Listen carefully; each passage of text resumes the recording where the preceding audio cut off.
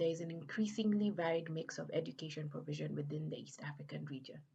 So far, we have observed an upward trend in the provision of education by private actors, especially in marginalized and disadvantaged communities.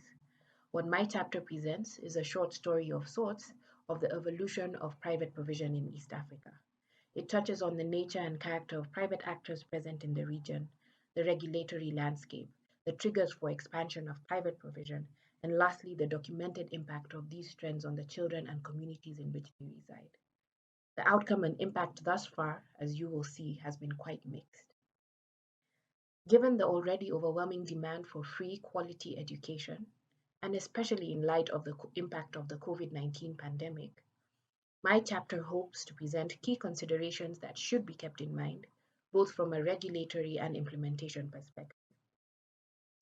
As actors present themselves to fill this gap now, their interventions should be grounded in the realities of our context, keeping in mind our colonial histories, the influences of bilateral aid and donors, intersectionality, politics, the impact of rising inequality, and so on.